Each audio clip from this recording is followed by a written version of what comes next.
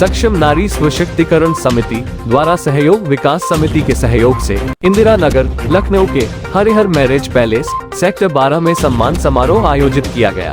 कार्यक्रम में एमएलसी पवन सिंह चौहान मुख्य अतिथि के रूप में कहा कि संस्था नारियों के उत्थान के लिए बेहद महत्वपूर्ण कार्य कर रही है। उन्होंने हर संभव सहयोग का आश्वासन दिया। इसके अतिरिक्त सामाजिक क्षेत्र में कार्य करने वाली महिलाओं ने भी अपनी बात रखी। देखिए सैयद गुलाम हुसैन की विशेष रिपोर्ट। आशाओं के ये दीप है बुझने नहीं दूंगी, बढ़ते हुए कदमों को मैं रुकने नहीं दूंगी। बेटी हूँ मैं कमजोर हूँ हरगिज न सोचना, बेटी हूँ मैं कमजोर हूँ हरगिज न सोचना। माँ भारती के शीश को झुकने नहीं दूंगी, बेटी हूँ मैं कमजोर। हम भारत की नारी है, संस्कृति में सबका भारी है, हारे हारे महादेव। नारी सशक्तिकरण, नारी सुरक्षा को लेकर जिस प्रकार से प्रदेश में मुहिम चल रही है, महिलाएं हमारे बीच हैं। आइए इनसे पूछा जाए, खासकर मौजूदा सरकार में आप अपने आप को किस तरह से सशक्त महसूस करती हैं? देखिए, मेरा नाम डॉक्टर रूबी राज सिन्हा, मैं भारतीय जनता पार्टी में एनजीओ प्रकोष्ठ में सह संयोजक के पद पर हूँ। और नारी, अगर आप पर्टिकुलर नारी की बात करें तो हम नारी सब पर भारी है, चाहे वो बात खूबसूरती की हो, काम करने की हो, या कहीं भी जलवा बिखेरने की हो, और कहीं भी यज्ञ पूजा पाठ करने की हो। हम नारियों के बिना कोई काम पूर्ण नहीं होता है। और सोने पे सुहागा जब माननीय मोदी जी और योगी जी ने आके मिशन शक्ति चलाया, एक अभियान चलाया जिसमें नारी का स्वावलंबन, आत्मनिर्भर और सम्मान तीनों बातों को लेकर सामने आए, और उन्होंने हर बेटी से कहा कि आप बढ़िए। शिक्षा का अभियान चलाया, शिक्षा का वरदान दिया। नारी का सम्मान तभी होगा जब हमारी बहू बेटी पढ़ी लिखी होगी। जब कैसे भी हालात हो किसी के सामने, उसका हाथ ऐसा नहीं होगा। जब हम खुद पढ़े लिखे होंगे, 2 समय की रोटी खुद कमाएंगे, तो समाज में हमारा सम्मान होगा। और आज हम गर्व से कह सकते हैं कि हम भारत देश की वो वीरांगनाएं हैं जो खुद तो अपने पैरों पे खड़ी हैं, अपना घर गृहस्थी अच्छे से चला रही है और समाज में भी अपनी सहभागिता निभा रही है। हमारे चैनल के माध्यम से बेटियों को आप क्या निर्देश देना चाहेंगी?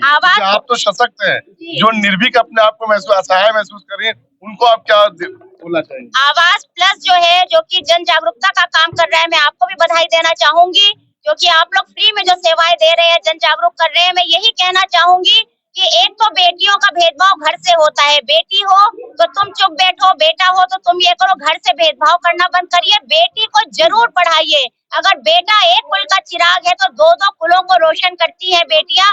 और जहाँ तक जब बेटी हमारी पढ़ी लिखी होगी, वो समाज में आगे बढ़ेगी, काम करेगी, स्वरोजगार करेगी, अपने पैरों पे खड़ी होगी, तो वो निर्भीक होगी, निडर होगी। जब इंसान घर से, दहलीज से बाहर कदम निकालता है, खुद कमाता है, 4 लोगों से बात करता है, तो उसके अंदर एक हिम्मत आती है। तो बेटियों को सिर्फ ये ना समझे कि वो बोझ है। बेटी जो है वो आदि शक्ति का रूप है। हमारे 2 नहीं 12 हाथ होते हैं, और हम हर वो काम कर सकते हैं जो पुरुष नहीं करता। यहाँ तक कि हम अपने पेट से एक जीव की उत्पत्ति करते हैं, हम बच्चे को जन्म देते हैं। हम तो अपने आप में सशक्त हैं। बेटे हैं घर का दीप तो बाती हैं बेटियां। हमारे बीच महिलाएं हैं, खासकर राजधानी लखनऊ की सशक्त महिलाएं हैं, जो तमाम बेटियों को ये निर्देश दे रही हैं कि आप लोग सशक्त बनिए। आप ऐसे प्रदेश में है जो सुरक्षित प्रदेश है। सक्षम नारी सशक्तिकरण संस्था और सहयोग समिति द्वारा आयोजित नारी सुरक्षा कार्यक्रम में हमारी मैडम, आप अपना स्वयं परिचय दें, और आज के जो कार्यक्रम है उसमें आप आई हैं, थोड़ा कार्यक्रम के बारे में। मैं डॉक्टर राधा मिश्र, यहाँ पर सक्षम संस्था के द्वारा और सहयोग विकास समिति के द्वारा बहुत ही भव्य कार्यक्रम किया गया है। महिलाओं की सशक्तिकरण की बात की गई है। तो अभी हमारी डॉक्टर रूबी सिन्हा जी ने बहुत कुछ बताया, और पूरा एक नारी के प्रति जो जोश बढ़ाया। कहते यत्र नारी पूज्यन्ते तत्र देवता रमन्ते। ये हमारी भारतीय संस्कृति है, और नारी को हमारी जो आदि सनातन देवी देवताओं के समय से ही बहुत पूजनीय माना गया है। चाहे वो जब छोटी बच्ची पैदा होती है तो उसको लक्ष्मी के रूप में कहा जाता है, जब वो बड़ी होती है तो उसको कहते हैं कि हाँ, ये हमारा, उसको कन्या पूजन की तरह उसका सम्मान किया जाता है। और जब वो कहीं किसी दूसरे घर में बेटी बन करके जाती है तो उसको लक्ष्मी आई है, हमारे घर में उसका स्वागत किया जाता है। और हमारे शास्त्रार्थ में हमेशा महिलाओं की सहभागिता बहुत रही है। ये मध्यम काल में कुछ ऐसी स्थिति परिस्थितियां हो गई है, कुछ ऐसे आतिताइयों के कारण है जो हमारे समाज में कुछ विभत्सना कहते विकृतियां आ गई है, जिससे कि ये आज आवश्यकता पड़ रही है नारी सशक्तिकरण के समारोह और कार्यक्रमों को करने के लिए। हमारे यहाँ तो ऑलरेडी वैसी सारी देवियां, जितने भी कहते हैं विभाग है, वो सारी देवियों को दिए गए, नारियों को दिए गए और हमेशा नारी प्रथम पूज्य मानी जाती है। तो इसलिए मैं तो हमेशा कहती हूँ कि आज हमारे भारतीय नारियां सशक्त हैं, सशक्त थी और सशक्त रहेंगी और पूरे विश्व में हमारी भारतीय नारियों ने नाम कमाया है और हमेशा ऐसी कमाती रहेंगी। और ये मैं आज कहते चैनल को बहुत बहुत धन्यवाद देती हूँ, इन्होंने नारियों को इतना महत्व देकर के इंटरव्यू दिया है। और आप अभी DN शुक्ला जी हैं, जिसे संपूर्ण लखनऊ जानता है। आइए इनसे पूछा जाए कि आज जो है महिला सशक्तिकरण, नारी सुरक्षा को लेकर महिलाओं ने एक कार्यक्रम रखा गया था। सक्षम किसान एसोसिएशन हो, चाहे सहयोग समिति हो, तमाम समितियों ने मिलकर आज कार्यक्रम रखा था। सर, आपको आमंत्रित किया, आज के कार्यक्रम के बारे में थोड़ा सा आप ये सक्षम नारी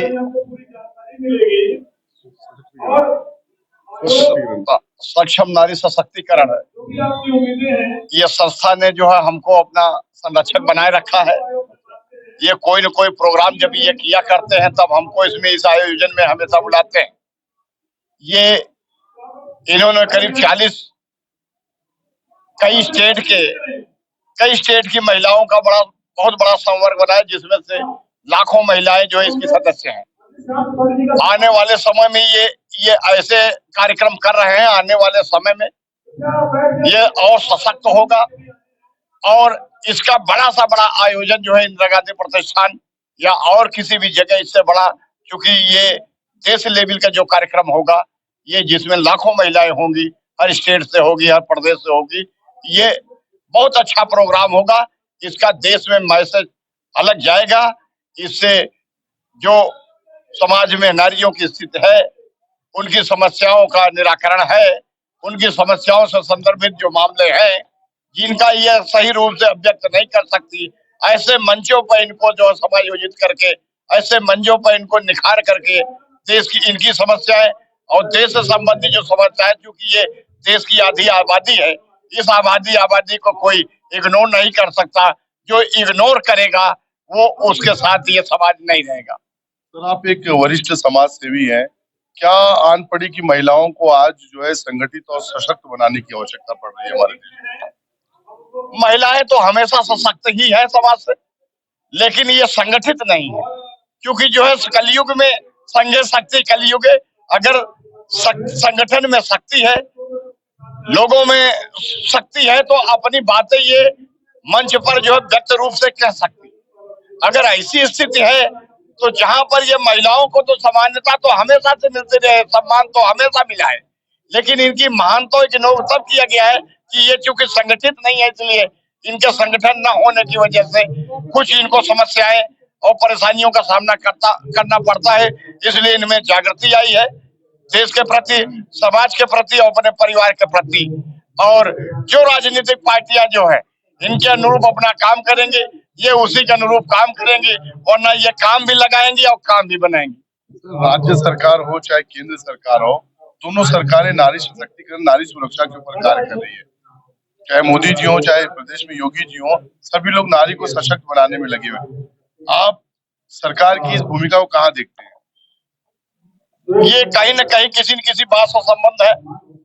ये संस्था अगर इन्होंने बनाए रखी है, केंद्र सरकार या प्रदेश सरकार, इन संस्थाओं के माध्यम से नारियों को सशक्तिकरण का रूप संविधान में, व्यवस्था में है, सरकारी विभाग भी इनके लिए बना है, लेकिन जो है तभी अगर इनकी इच्छाएं पूर्ण नहीं हो रही, तभी तो ये संगठन बना रही है। संगठन इनका बनाने का उद्देश्य ये है कि कहीं न कहीं संस्थाएं, चाहे प्रदेश की हो चाहे सेंट्रल गवर्नमेंट की हो, इनकी समस्याओं से, इनकी और जो जरूरतें हैं उसके अनुरूप ये काम नहीं कर रहे हैं, इसलिए इनको ये संगठन बनाना पड़ा है।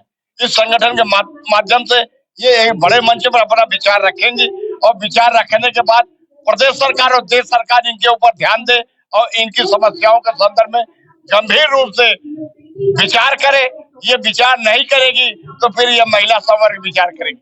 हमारे चैनल के माध्यम से बेटियों को क्या आप जो है निर्देश देना चाहेंगे, बेटियों को क्या अपील करना चाहेंगे आज? और वर्तमान समय में जो महिलाओं से संबंधित आयोग है वो आयोग भी बंद हो गया है। उस आयोग में कोई सशक्तकरण महिला नहीं है। इस समाज की महिला ने जो समस्याओं से जागृत है, सरकार किसी न किसी महिला को थोप जरूर देती है, लेकिन जिनकी समस्याओं का संदर्भ जो समाज में संघर्ष किया है, समाज में महिलाओं की समस्याओं से जो अवगत है, जानती है, उसको आयोग में जगह नहीं मिलती है। और वर्तमान समय आयोग खाली है। इस समय आयोग में जो है सशक्त महिलाओं का की नियुक्ति की जाए और ताकि इन समस्याओं का सही तरीके से निदान हो। संस्थान तो बने हैं, गवर्नमेंट की व्यवस्थाएं हैं, लेकिन वो पद खाली चल रहा है। उसको रिक्त पद को भरा जाए और भर के इनकी गंभीर समस्याओं पर प्रकाश डाला जाए, वरना इसके आगे और भी भयंकर समस्याएं होंगी। और इस समस्याओं को देख करके एक बड़े मंच पर लाखों महिलाओं को बुला करके राष्ट्रपति के स्तर से निस्तारण करेंगे।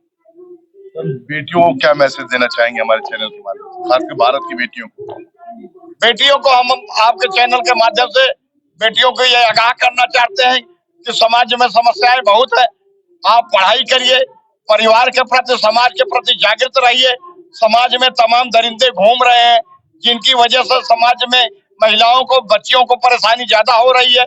मैं बार का अध्यक्ष होने के नाते मैं इन समस्याओं के लिए सजग रूप से जो है इस पर विचार भी कर रहा हूँ, महिलाओं को सचेत भी कर रहा हूँ और इनकी समस्याओं पर गौर करते हुए इनका निदान भी कर रहा हूँ।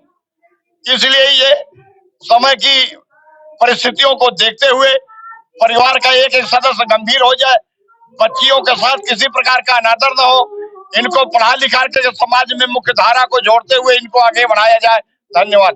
देखिए, हम लोग काफी लंबे समय से काम कर रहे हैं। 60-65 हजार हमारी महिलाएं हैं संगठन में जो काम कर रही हैं।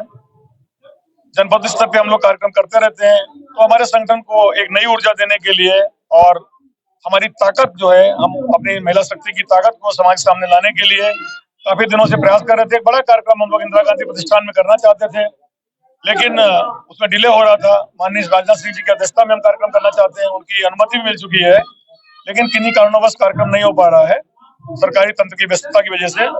तो हम लोगों ने अपने कार्यकर्ताओं का सम्मेलन बुलाया है। हमारे पदाधिकारी हैं, प्रभारी हैं जनपद के, स्टेट के, और तो उनका हमने एक छोटा सा कार्यक्रम किया है। लेकिन इस कार्यक्रम करने में आप देख रहे हैं काफी भीड़ है। और कितनी महिलाएं आई थी और हमारे संगठन में करीब 63,000 से ज्यादा महिलाएं हैं। और आज के कार्यक्रम में हमने पदाधिकारी बुलाए थे जो करीब 500 के आसपास आए हुए हैं। कितने लोगों को आपने सम्मानित किया है? हमारी कोशिश है कि हमने अपने सभी पदाधिकारियों को सम्मानित किया है, क्योंकि लोगों ने गर्मियों में पसीना बहाया है, सर्दी सही है, पैदल चले हैं, महिलाओं की लड़ाई लड़ी है, उनको न्याय दिलाना सुनिश्चित किया है। तो इनको सम्मानित करने के लिए हमने सभी को बुलाया है और यथाशक्ति हमने सभी का सम्मान किया है। सर, संस्था के बारे में थोड़ा बताइए, संस्था का क्या उद्देश्य है और महिलाओं का संस्था का उद्देश्य है कि महिला हित सुरक्षित करना, महिलाओं को सशक्त बनाना, और सबसे बड़ा जो हमारा लक्ष्य है वो है महिलाओं की, जब 50% उनकी आबादी है तो उनको 33%, 5%, 10% जो आरक्षण मिल रहा है राजनीतिक क्षेत्रों में, उसको बढ़ा के 50% हो। हमारे संगठन की महिलाएं किसी भी पार्टी से चुनाव लड़ती हैं सशक्त बनाने के लिए, राजनीतिक रूप से, चाहे वो सभासद चुनाव हो, चाहे वो सांसद के चुनाव हो। हमारी पूरी ताकत रहेगी और कि उनको हम विजयी बनाएं, उसमें उनको सहयोग करें।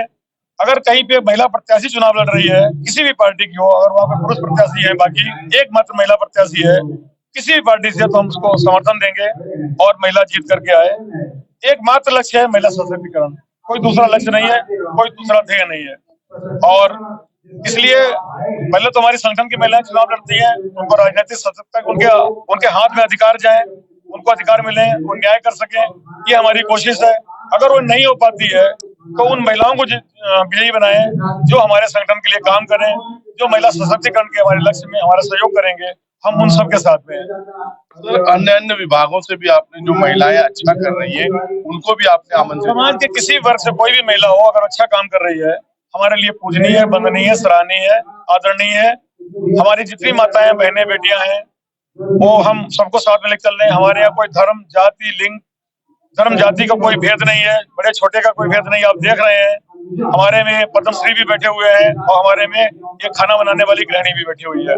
हमारे यहाँ सभी का सम्मान है और हम एक जो सशक्त महिलाओं को बुला करके एक मैसेज देना चाहते हैं कि हाँ, आप भी यहाँ पहुंच सकती हैं। अगर आप नहीं पहुंच पाती तो आपके बच्चे कल यहाँ पहुंचेंगे, इसके लिए हम लोग काम कर रहे हैं। अतिथि गण के में खासकर आपने किन किन लोगों को चुना अतिथि के लिए? अतिथि के लिए हमने कोशिश की कि महिलाएं हमारे कार्यक्रम में आए। हमारी डीसीपी मध्य से बात हुई, उन्होंने आश्वासन दिया, कोशिश की कि मुख्यमंत्री जी का प्रोग्राम लगा हुआ है, हमारी शुभकामनाएं हैं, हम कोशिश करेंगे कि जरूर आए। हमने डीसीपी नॉर्थ को बुलाया, काफी सहयोग करते हैं हमें। लखनऊ पुलिस पूरी की पूरी टीम हमें बहुत सहयोग करती है और हमने ज्यादातर लोगों को आमंत्रित किया था, आईपीएस अधिकारियों को। 1090 की जो एडीजी है उनको भी आमंत्रित किया, लेकिन व्यस्तता की वजह से वो भी नहीं आ पाई। और स्थानीय जो भी एमएलसी हैं या जो विधायक हैं उनको आमंत्रित किया था, वो लोग कुछ आए हैं, कुछ आ रहे हैं। हमने माननीय अशोक वाजपेयी जी को, माननीय कौशल किशोर जी को भी आमंत्रित किया था, लेकिन चूंकि लोकसभा के साथ कार्रवाई चल रही है इसलिए वो लोग उन्होंने हमसे बोला कि हम नहीं आ पा रहे हैं, हम आना चाहते हैं। रीता बहुगुणा जोशी जी को भी आमंत्रित किया, इसलिए वो भी नहीं आ पाई क्योंकि लोकसभा के सदस्य हैं। तो हमने कई लोगों को आमंत्रित किया था और अभी तमाम और अभी लोग आते हैं, आप देखते रहेंगे, आएंगे। शाम 7 बजे तक कार्यक्रम है और कई पद्मश्री लोग अभी बैठे हुए हैं मंच पे और एक दो लोग बैठे हुए हैं और भी लोग आ रहे हैं। तो ये सिलसिला चलता रहेगा। कौन आएगा मुझे नहीं मालूम है। हमें जो बताया गया है कि ब्रजेश पाठक जी की धर्मपत्नी जी भी आ रही हैं और माननीय अवस्थी जी को आमंत्रित किया था, कई लोगों को आमंत्रित किया है, जो भी आ जाएंगे। हमें आमंत्रित करने में कोई क्या दिक्कत हो सकती है, आना उनका है। कुछ लोग हमें छोटा समझ रहे हैं, अभी नहीं आ रहे हैं संगठन को। कुछ लोगों को हमारी शक्ति का एहसास हो गया है, जिनको आज नहीं उनको कल हो जाएगा। एक लक्ष्य है, एक संकल्प है, एक प्रतिज्ञा है, एक दृढ़ निश्चय है और एक विचार है। एक विचार कभी मरता नहीं है और इसलिए हम उस पर आगे बढ़ रहे हैं और निश्चित ही हमें सफलता मिलेगी, हमारा दृढ़ विश्वास है। कोई विकल्प लेके नहीं चल रहे हैं, एकमात्र विकल्प है महिला सशक्तिकरण का और हम अपने रास्ते पे अड़े गए। नारी सशक्तिकरण, नारी सुरक्षा, सम्मान, नारी सम्मान के लिए आज जो है आप देख रहे हैं हमारे बीच जो है पवन सिंह चौहान है, एमएलसी हैं भाजपा और सरकार में। आइए इनसे पूछा जाए कि आज जो है नारी सम्मान के लिए आप यहाँ पे उपस्थित हुए। पवन जी, आज जो कार्यक्रम में आप आए हैं उस कार्यक्रम की रूपरेखा और आपको जिस तरह से आमंत्रित किया गया, थोड़ा उस पर आप जो है सभी को नमस्कार करते हुए बताना चाहूंगा कि नारी सशक्तिकरण के लिए जितने अभी संगठन है, हम तो का सैकड़ों संगठन जुड़ करके हजारों महिलाओं का एक बड़ा समूह समाज के विभिन्न क्षेत्रों में काम करते हैं। समाज में जहां पर इनको दिखाई पड़ती किसी भी तरीके कोई आते हैं, कोरोना काल हो चाहे कोई त्रासदी घटती है, ये महिलाएं लग के उस क्षेत्र में काम करती हैं। दूसरा, अपने अपने क्षेत्रों में जो छोटी मोटी समस्या होती है, कोई डिलीवरी समस्या हो गई या कोई छोटी किसी भी तरीके की समस्या होती है, कोई बच्चा अनपढ़ है, उसको बहुत गरीब है, नहीं पढ़ सकता, उसको पढ़ाने काम करती है। सिलाई कढ़ाई बुनाई के लिए सक्षम के लिए काम करती है कि किसी न किसी हम स्वावलंबी बने अपनी महिलाएं। तो हर क्षेत्र में हर जगह पर ये लोग काम करते हैं लगातार। मुझको लगता है इससे बड़ा संगठन अभी हमको तक नहीं दिखाई पड़ा। जो यहाँ पर कितने हजार महिला है आपके यहाँ? 63,000 महिलाओं का एक समूह एक साथ काम कर रहा है। इस बात के लिए मैं साधुवाद देता हूँ कि इतनी बड़ी समय काम करती है। पवन जी, आपने अपने भाषण में कहा कि महिलाओं को, खासकर बालिकाओं को, नारियों को यदि जॉब की, नौकरी की आवश्यकता हो तो आप जो है उसमें प्राथमिकता देते हैं और 100% आप उनको आश्वस्त किया आपने। ये पूरे हमारे जितने 5-7 जो स्टेट है, उन स्टेटों को भी, खासकर बिहार हो गया, मध्य प्रदेश हो गया, अपना उत्तर प्रदेश हो गया। एक्चुअल हमारा इंजीनियरिंग कॉलेज होने की वजह से पूरे देश में हमारे जो प्लेसमेंट टीम है वो काम करती है।